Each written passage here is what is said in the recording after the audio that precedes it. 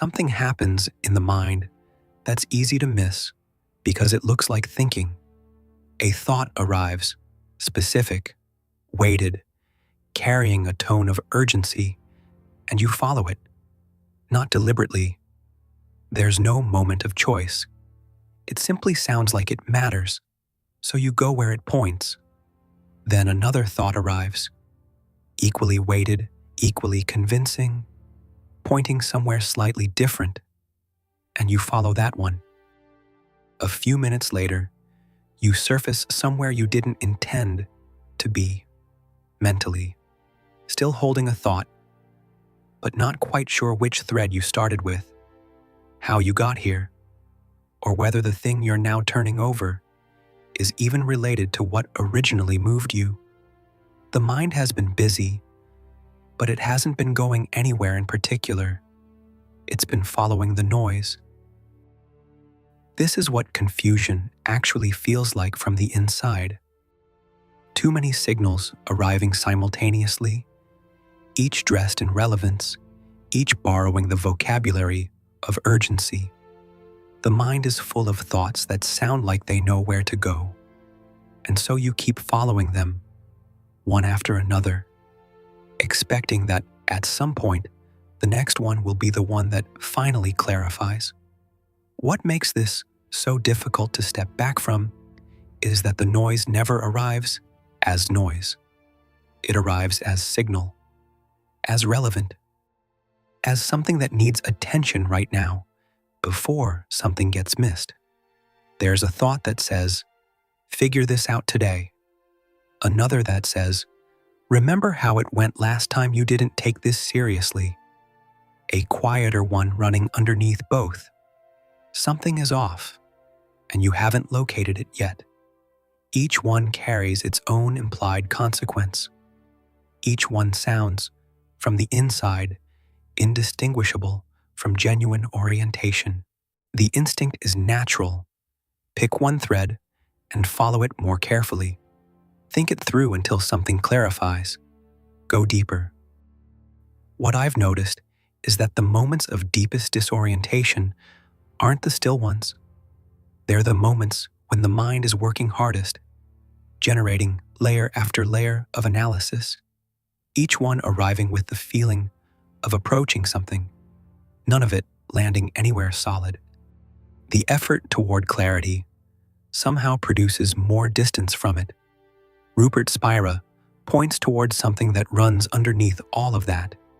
He keeps returning to it, from different angles, with different images, but the observation never changes.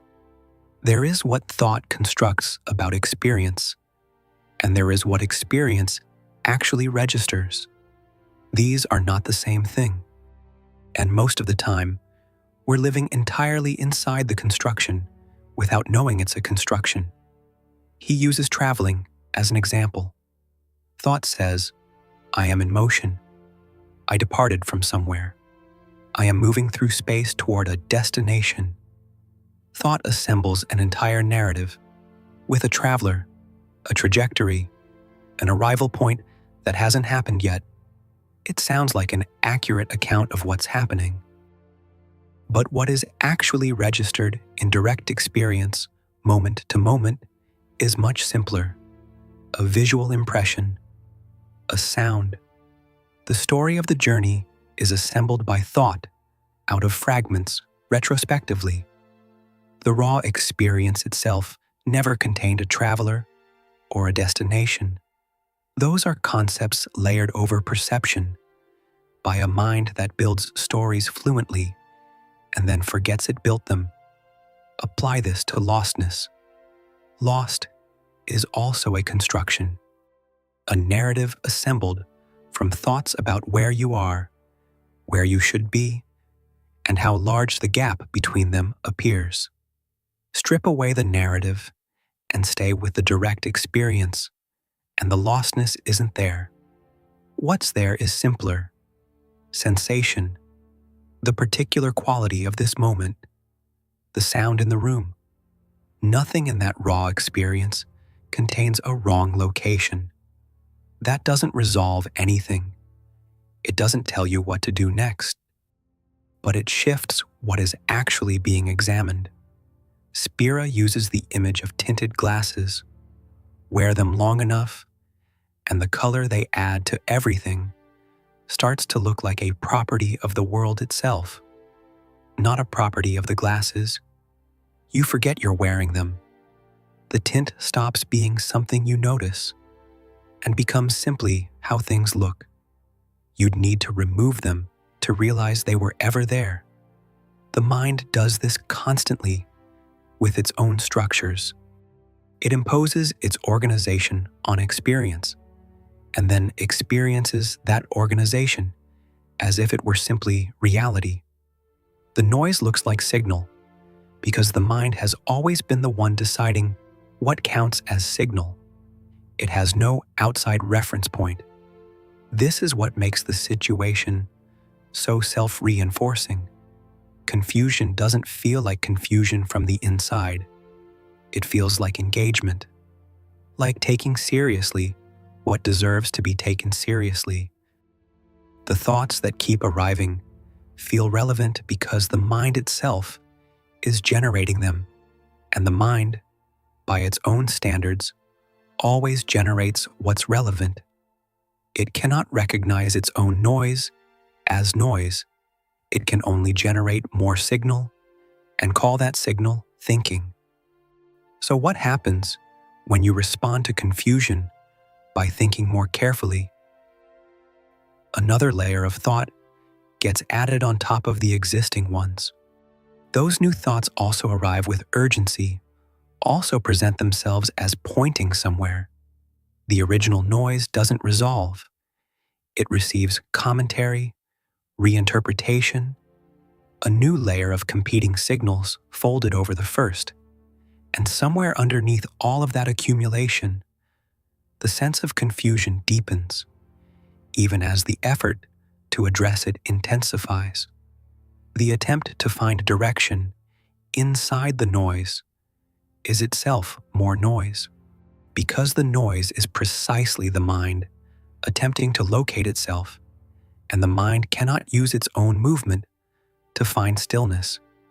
Each new thought about the confusion is the confusion continuing under a different name. The problem doesn't get solved. It gets repackaged.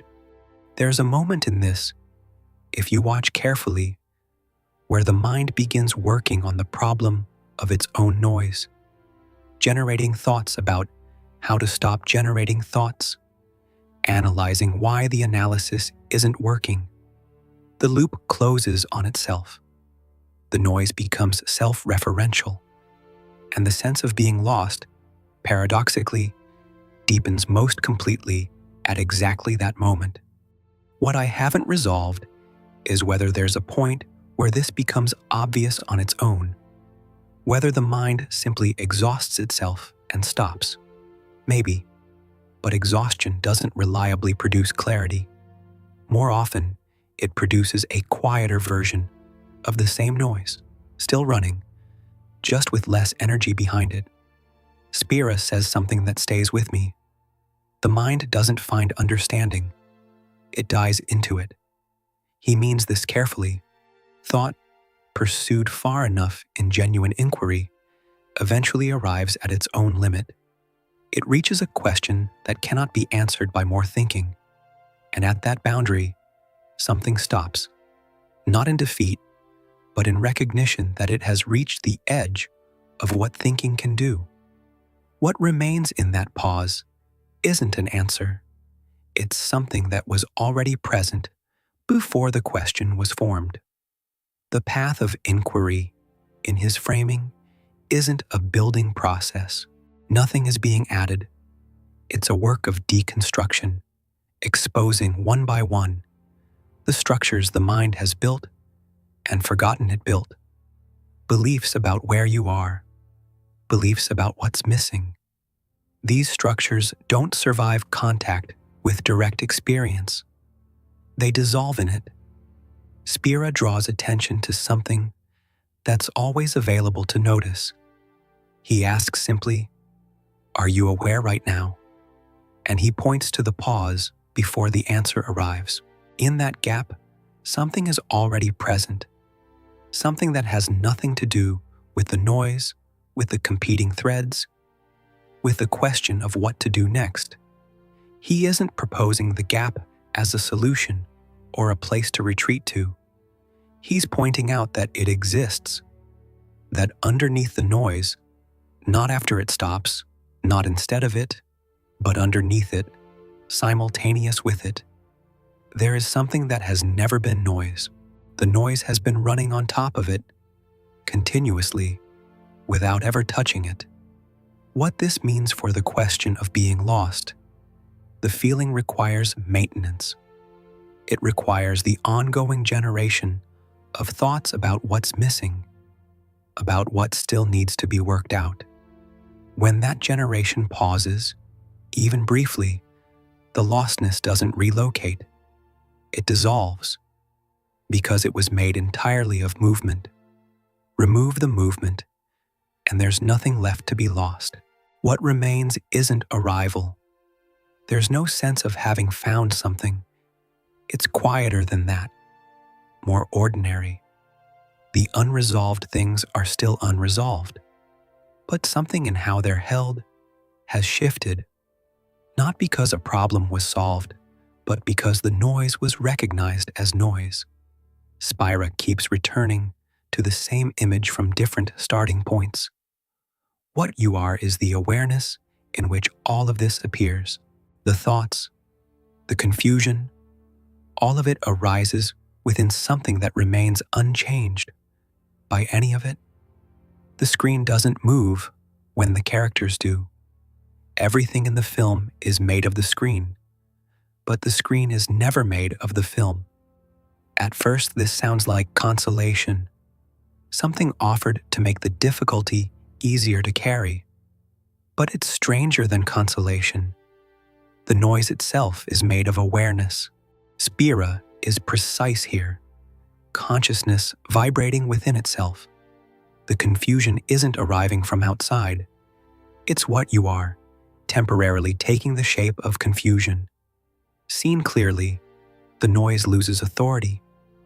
That is not the same as silence. At some point, the question shifts. It stops being, which thought should I follow? And moves towards something quieter. What is it that's aware of all of this right now? Not the thought that notices, but whatever it is that remains present through each thought, untroubled by any of them. That question doesn't resolve into an answer. It opens into something that was already present before it was asked. Is something aware of it all right now? The competing threads, the background pressure, the sense that something still needs to be worked out. Aware of all of it, without being moved by any of it. That isn't direction in the way the noise was promising, or maybe it is, just not the kind any of those thoughts could have pointed to. If something in this is still sitting with you, there's more here when you're ready.